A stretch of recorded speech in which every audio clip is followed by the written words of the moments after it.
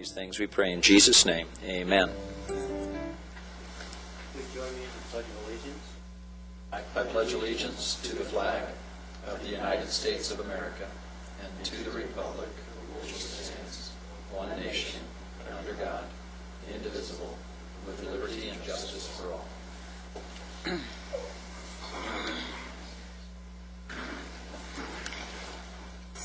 Okay, may we have the roll call, please? Commissioner Spurkey, Here? Haycock, here. Jacobs, Here. Malley, Here. Vice Chair Smith, Here. Commissioner Irvin, absent. Chairman Vos, absent. We have a quorum. Thank you. As you can see, both Commissioner Irvin and Chair Vos are unable to join us tonight. They hope to return very soon. Now it's time for public business from the floor. If an individual is unable to stay through the entire meeting due to extenuating circumstances, a total of 10 minutes is provided at this time, during which input may be given regarding agenda items. Any person who would like to address the Planning Commission is requested to complete a speaker card for the recording secretary. Speaker cards are available at the rear of the council chambers. Individual speakers are limited to 2 minutes each. Do we have any speaker cards? Not at this point, Madam Chairman. Okay, thank you. Doesn't look like anyone's jumping up to get speaker cards, so we'll continue on. The purpose of tonight's meeting is further discussion of general plan topics in preparation for commencement of public hearings on the general plan update program. And at this point, I would like to turn the presentation over to our general plan project manager, Mr. Dave Ledbetter. Thank you, Madam Chair, members of the Commission. At your January 6th special meeting, staff indicated that we'd like to hold 2 additional special meetings for the Planning Commission for the purpose of presenting information to the Commission in order to prepare for the public hearings, the beginning of the public hearings. And those meetings, one of which is tonight, and then another one that will take place on March 2nd at the same time, same place, going to present to you various documentation related to the general plan program. As you can see in the binders that we've given to you tonight, there's quite a bit of information already before you. And we understand that in the few days you've had to look at these materials since we've given them to you, that you probably haven't had a chance to thoroughly review all of the information, and we didn't anticipate that you would. What we really wanted to do tonight at this special meeting was to kind of go through this information tab by tab and kind of give you an overview of what's contained within the binder, and then give you the opportunity to discuss any of the aspects that you would like to of that of the information, and maybe hear from the public if they have comments regarding the information. This is for the purpose of this tonight's meeting and the meeting on March 2nd is for discussion purposes. We're not asking the Commission for any decision making at these meetings. Again, they are in preparation for the beginnings of the public hearings, which could begin as early as late March if we can get through all of these in this material. So without further explanation, what I'd like to do is go through tab by tab and explain to you the materials in the binder. And there is a memorandum that staff prepared at the very beginning that kind of goes over that, but I thought I want to give you a little bit more detail on each of these tabs. First of all, under tab number 1, these are the documents that we have received during the public comment period on the program environmental impact report. We anticipate there's probably a couple more out there that are not included tonight. We will get those to you. I know of 2 others that came in late today. We will get forward those to you. These are for your information purposes, for your review. Staff is in the process of responding to comments to these letters, and that information will be concluded in the final environmental impact report, which you will all receive a comment or a copy of. There is really nothing in these comments. In reviewing these comments, we didn't see so far anything that it's pretty much routine. We haven't seen anything that really required a lot of review or work. But again, we are in the process of looking and responding to the comments. So that's what item number 1 is. Item number 2 is an addendum to the June draft policy document, which we distributed to you a couple months back. These really are composed of 2 things. They were reviewed by staff, and they comprise things, errors or typos or minor changes to the document that we have discovered in our review. And also included in this addendum are the things that the Commission has brought to our attention over the course of the several special meetings that we've had over the last 3 months or so. Excuse me. So this document, I would anticipate, is going to grow also as we come up with additional items. We will add to this addendum and submit them to you. We also have asked the general plan consultant to do a peer review of the policy document, and we have received that information from them, and staff is in the process of going through that. So this addendum will grow. There will be other items added to it. But that's what this entails. Rather than trying to modify the document at this point, we're just adding an addendum for your consideration that can be included in recommendation once we get to that stage. So item number 2, that's what that is. Item number 3, from a similar standpoint, is an addendum to the land use alternatives. Again, these are very minor changes.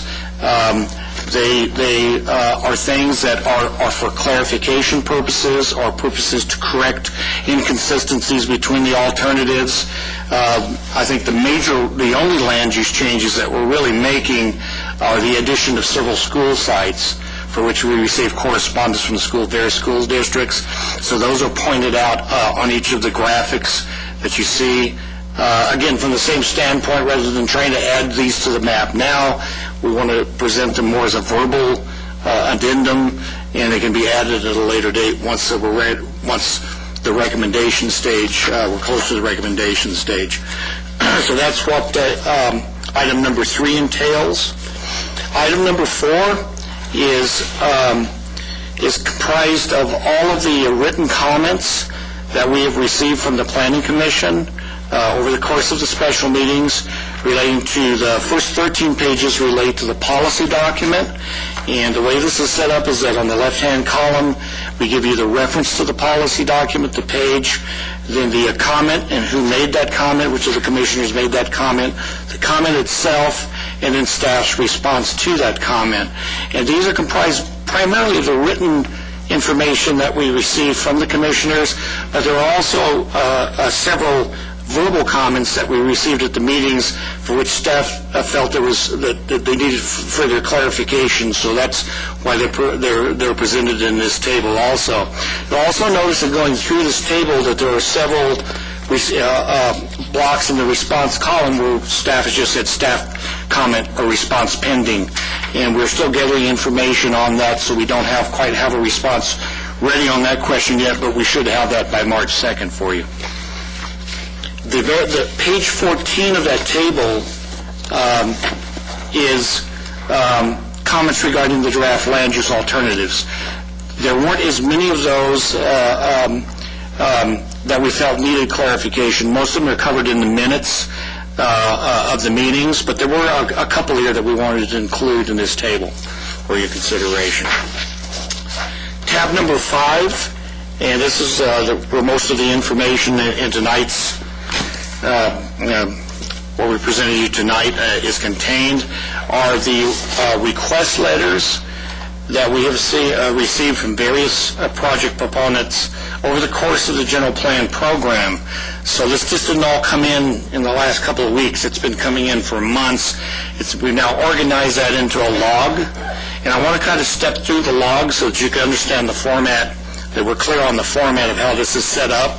The log, which is the very top document, under tab number 5 is set up into 3 components, Group A, Group B, and then the last being Group C. Group A are all of the request letters that we've received that already correspond to the preferred plan. In other words, what the proponent is requesting is already reflected as such on the preferred plan. So we're automatically supporting that recommendation. Group B are the request letters that staff have reviewed and are supporting either partially, wholly. If we're only supporting it partially, we're recommending what we are supporting of that request, why, and what we're recommending for the remainder of the lot, and then the reason we're doing that. So I just want to run through the format of this very quickly. On the far left-hand column, you'll see that each of these are numbered. The first group is numbered A1 through A5. Group B is numbered B1 through the end, and then Group C 1, 2, 3. The same type of repetitive numbering. The reason we did that is that those numbers correspond to each of the pieces of correspondence that you have behind the log. So if you look at like for instance, the very top letter right behind the log, on the upper right-hand corner, it's identified with an A1. So that ties it back to the log, so that you'll always know which piece of correspondence belongs in the log.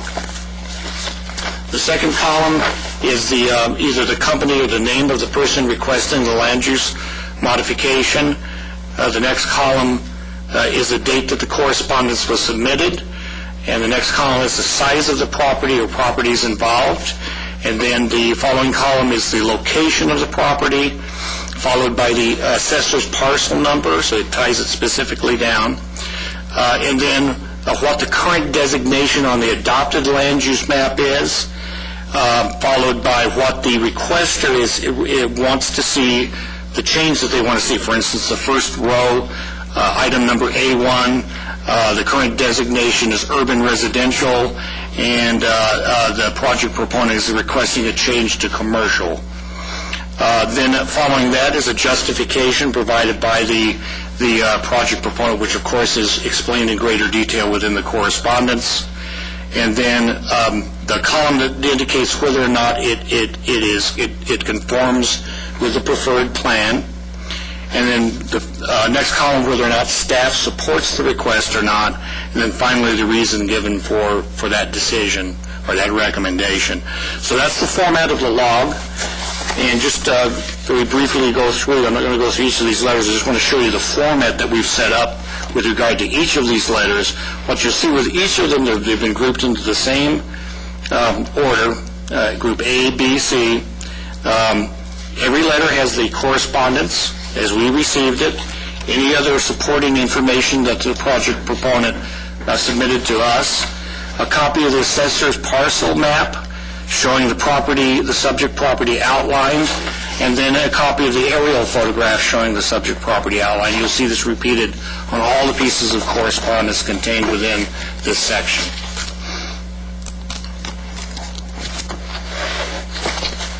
And then tab number 6 is just simply general correspondence that we received throughout the general plan program.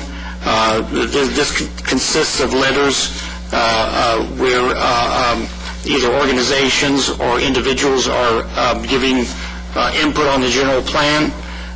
There are a couple of petitions in here relating to certain positions that organizations are advocating. And we wanted you to have this information because it is information that we received during the course of the general plan program. So we've included this under tab number 6.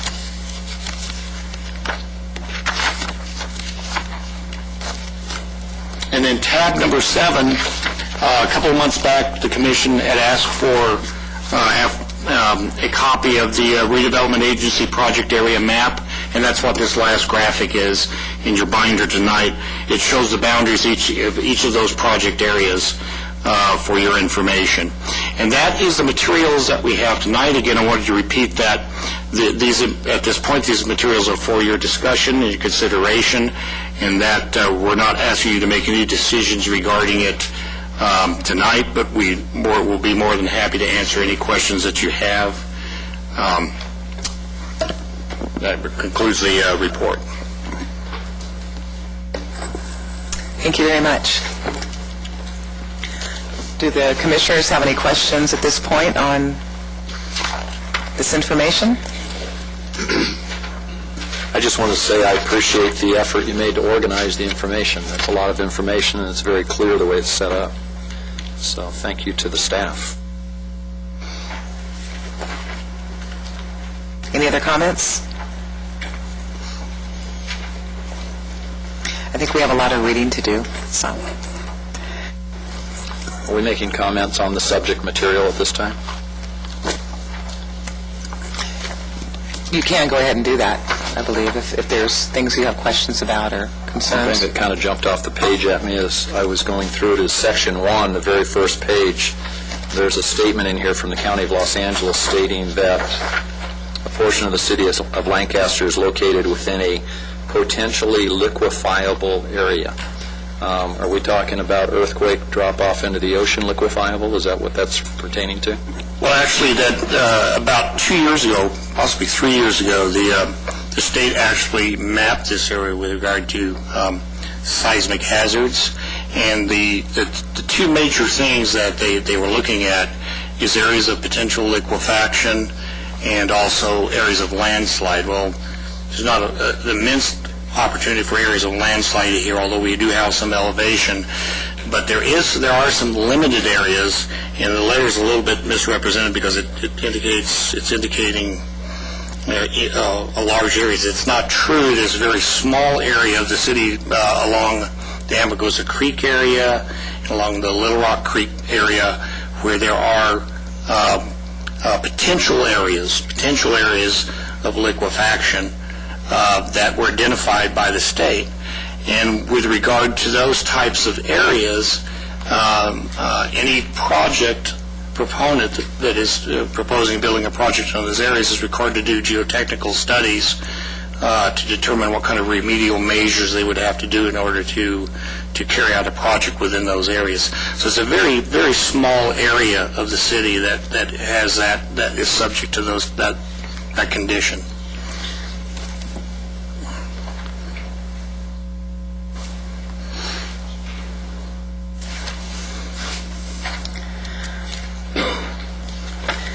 I did have a comment in Section 5, which is the letter's summary log. Will that be available to the general public at some point? Yes, thank you.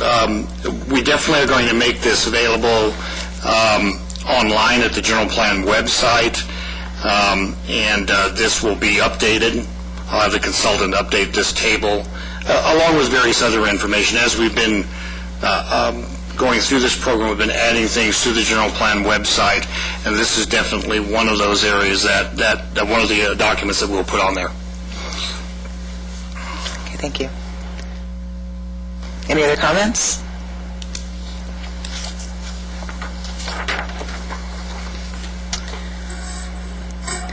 Okay, we'll move on to public testimony on the general plan revision.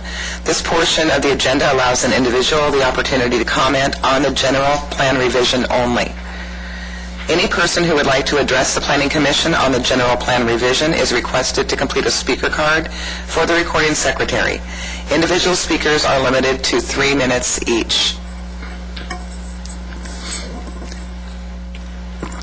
I have no cards at this time. That Okay. doesn't mean there's not somebody out there who wants to speak.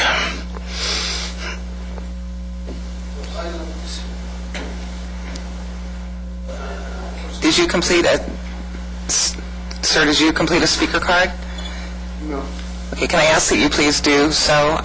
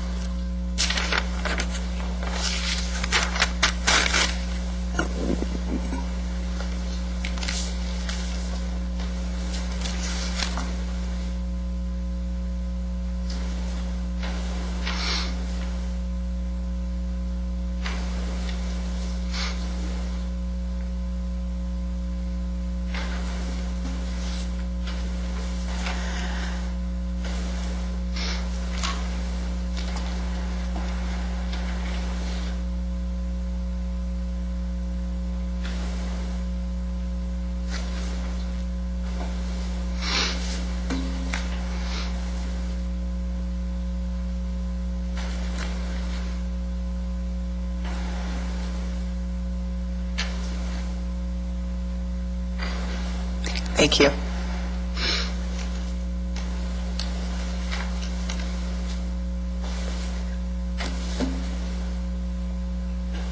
Sir, Sir, you, you can go ahead. thank you.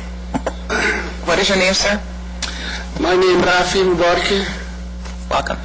I have me and my partner a piece of land and M and 20 West. We bought it in the 90s, long time ago. Like 2003, we bought it as commercial. In 2003, we came to develop it. We found it turned to residential. And problem, the piece of land is only 3/4 acre. And the residential code in that area is 1 acre.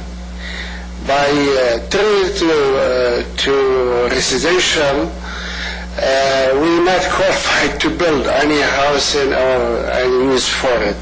When we bought it, it was commercial. It's fine, we could develop any service for the community with it. And I'm here, I like to consider if you return it back to commercial, we could develop that for any piece of service for the community. Okay, I appreciate your comments, and we will take that under consideration. I believe your remarks have been recorded, so Okay. thank you very much. You're welcome. Thank you.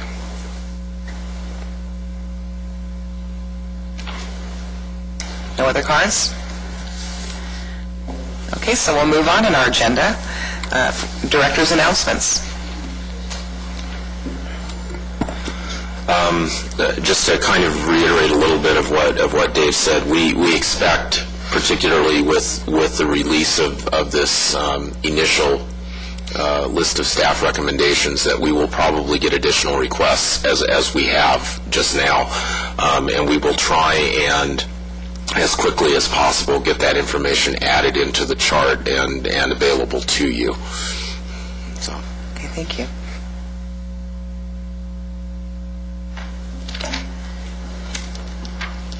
Any comments from the commissioners on the commission agenda? For Mr. Ludicky, would you prefer, as we go through the information here, to get our questions or comments to you, or would you like to wait for the next meeting, get them all at one time? You know, I would prefer that if you have questions or issues as you go through this material, I would like to have staff have that as soon as possible. And of course, you know, we'll make the commission as a whole aware of that, because quite often we find we get multiple questions on the same topic. That does provide us an opportunity to prepare responses, research the issue if necessary. So if you do run across something and you've got a question on it, the sooner we can get a copy or an email or something that says, can you clarify this, it would be helpful. Okay. Thank you. Just to clarify, so that would be added to this section as comments from the commissioners or questions from the commissioners? Yes, we expect, particularly on the policy document things, because we're responding in many cases to issues that were raised by the commission, that would be part of an ongoing dialogue that we would have. We would provide, we've provided, as we said, a response right now for why we have either made a change or not made a change. But we expect that may serve as a basis for some future discussion, particularly at the March 2nd meeting and those beyond it. Okay, thank you. Do the commissioners have any other questions or comments? No? Okay. We will move on to public business from the floor, non-agendized items. This portion of the agenda allows an individual the opportunity to address the commission on any subject regarding city business. Under state legislation, no action can be taken on non-agenda items. Members of the public should be aware of this when addressing the commission regarding items not specifically referenced on the agenda. Any speaker who would like to address the Planning Commission is requested to complete a speaker card for the recording secretary. Individual speakers are limited to 3 minutes each.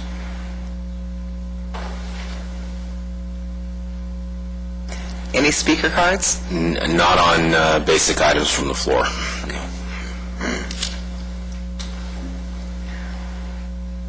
Okay, well, it looks like this was a rather short meeting this evening. I anticipate that the March 2nd meeting will be filled with a lot more discussion, and we'll continue till then. And in the meantime, this meeting is adjourned to Monday, February 9th, 2009, at 5:30 p.m. in the Planning Large Conference Room at City Hall.